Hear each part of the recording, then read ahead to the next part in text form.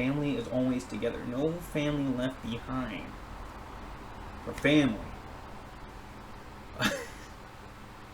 Oh my god, Fast and Furious has just opened up too many memes for me.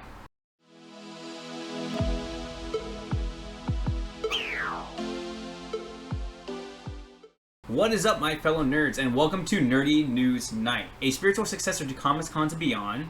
And tonight we have another movie review, and that is going to be Marvel Studios' brand new release, Black Widow. Now, just like with the Mortal Kombat review that we did a while back, we're going to split the review into parts, score each part out of 10, and then finish it with an arbitrary average number score out of 10. So, like, even though like certain parts will have a certain score, like it may not actually be like going to the average, but you know, we'll see. We'll see how I feel at the end of talking about this. As we go through each part, I remain as spoiler-free as possible.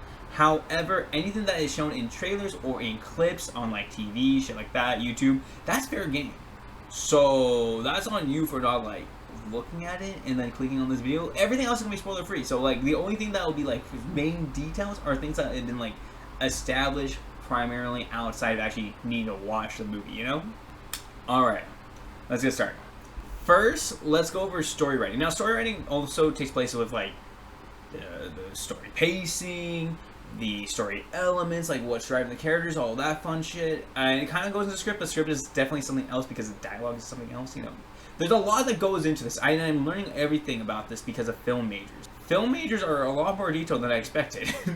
Now, for anyone wondering, this movie does take place right after Civil War and leads into Infinity War. And it's going to be more about, this is definitely a Black Widow story about her past, her kind of like semi-origin story within like the flashbacks that they put into the movie, and then they, you know, like learn shit like that. This movie, I will say, right off the bat, the pacing was not the best, but it wasn't horrible out of the MCU. Like, compared to the MCU.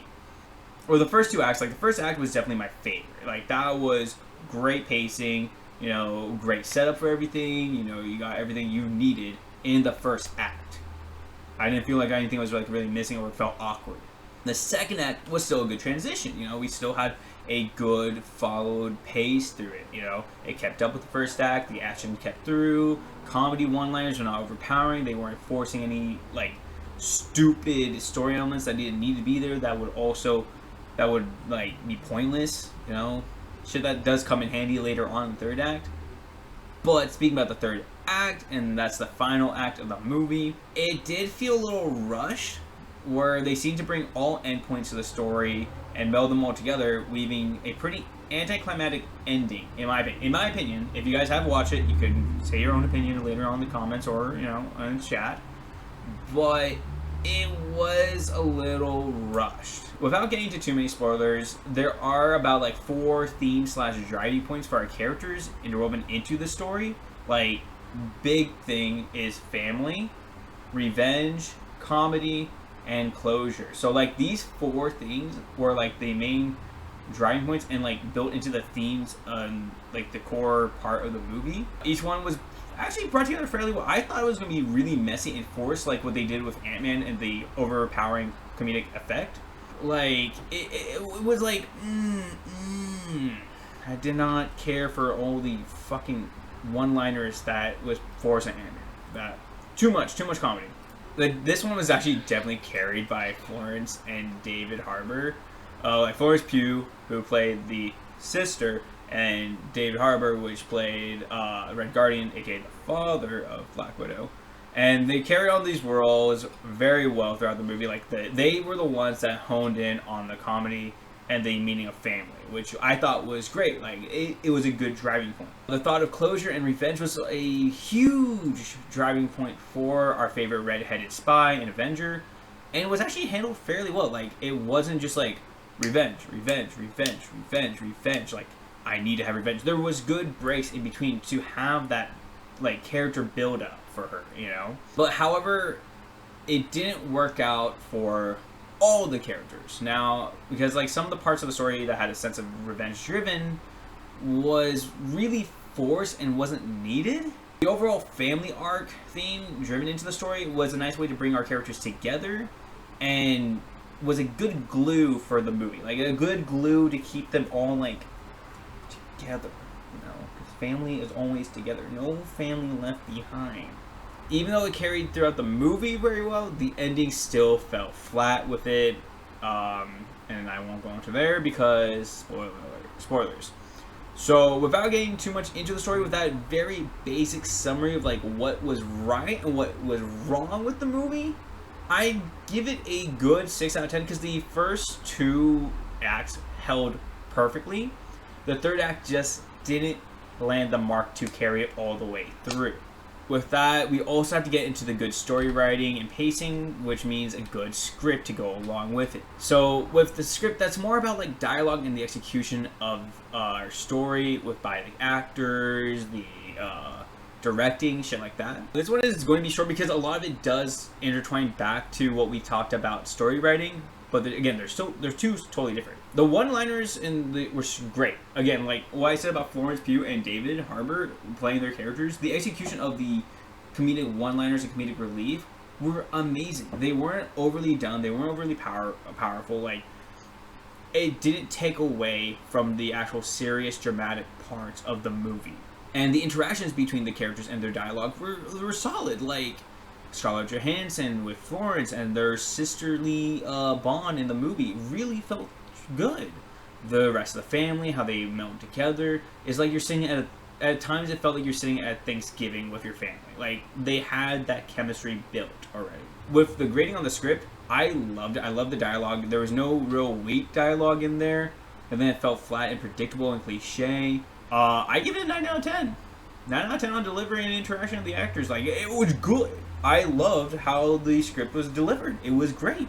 Remember what I said about characters being used properly in the last couple sections? Well, character usage is a huge thing that goes into Marvel criteria, because these are pretty much our favorite comic book heroes that were part of our childhood sometimes, going into the fandom. Like, these characters are huge, and making sure they're fit right into the big screen can be very important for a lot of fans. For the most part, this is very solid. Like, I loved all the characters, the way that they're handled, performance, the story usage, the story plot driven points for like Black Widow is still amazing. Like, Scarlett Johansson, great job. Can never go wrong for as Black Widow. I think she was the best Black Widow cast opportunity in general since like Iron Man 2. David Harbour again, amazing Red Guardian. Beautiful. Florence Pugh. I will talk about Florence Pugh because I have a lot to say about her. But the one character that hit hard and was supposed to be the big one for me, especially because I love this character, was Taskmaster. Taskmaster was, or is, quote unquote, the main villain. Again, that's not a spoiler because you see Taskmaster being the total antagonist in the trailers. Again, that's not a spoiler. The one thing though is that they kept the villain's identity a secret throughout the PR. If you look at the banners for Taskmaster on theaters, you do not see a cast name above them like you do with the others. They keep Taskmaster very secret, a huge mystery throughout the movie. The powers and the abilities were pretty much on point. A little bit of a variance due to MCU plot armor, but other than that, pretty on point. However, the identity and the origin was horribly wrong and hit me too hard. It was a waste of potential because this character is one of the most deadly characters in the MCU. Like, the only one that's better than him at doing what he does is Deadpool, because of Deadpool's unpredictable manner. Taskmaster has the ability to photo memory anything that happens. So like, any action you do, he can replicate it like that. It gets to the point where he can then read you so well that he can predict what you do next. Like, he's that good. He's trained every criminal organization and terrorist group in the Marvel universe. Like, that's how deadly he is. He was a former SHIELD agent. That is how badass he is. Like, if you read up about him, amazing. They wasted the use of Taskmaster. Like, fuck. The design was decent. I like the cloak, I like the shield, I like everything except the mask, but they explain the mask. I still don't like the mask because it goes into the character in the movie. I wanted more of the skull face. The skull. He has his face looks like the red skull, but with an actual white skull face. Like, come on. With every fight, it was actually really clean. Like, the choreography was really good. I was surprised. Like, usually the choreography is a really jump cut usage for angles between hits and punches, but it flowed really well. Like, it was smooth. You could follow. It wasn't like you would be disoriented watching the fight. And there wasn't any real need for special effects except for like a few scenes here and there. So it was mainly practical effects used for explosions, you know, stuff like that. It was really well done. Like, you could see the fights that Taskmaster was definitely using moves by Captain America, Hawkeye, Black Panther, Spider-Man, and as well as Black Widow's moves herself. Like, you could tell, like, oh, I saw that one. I saw what you did there, Taskmaster. That shield throw, that was Caps. And then, like, Taskmaster, you pulled a Hawkeye on us with that bow and arrow trick, you know? This is definitely a 10 out of 10 for me, was the choreography and the special effects usage. Overall production, like, I love the music and scoring of the movie. The music choice was great. They had a great opening sound. Cinematography, the camera angles, like I said, was great. The scenery and the CGI buildings of the world were great. I, again, had no problem with those. The rest of the movie is, like, I had no real issue. So overall, this movie it is a 8 out of 10. Like, I even did the numbers. I cracked the numbers together before this whole thing. Average out around 8 out of 10. And it would have been higher, but Taskmaster failed to live up to the task. I had that joke written out, and it took me a while to write that, so I hope you guys are laughing at it and enjoying that pun. It took me a little bit. Ezra, can you put, like, a few, like, laugh tracks over that one? Yeah, cool, thank you. Anyways, thanks for joining for tonight for Nerdy News Night. Comment down what movies or shows, comics, or anime, or anything you would like me to cover and review. Remember to subscribe to our YouTube channel to catch up on our highlights from this VOD and more skits to come. Check out our socials with Twitter, TikTok, and Instagram, and follow us on Twitch. If you want to support us, subscribe on Twitch to access a bunch of cool perks, and check out our merch on spoti.fi.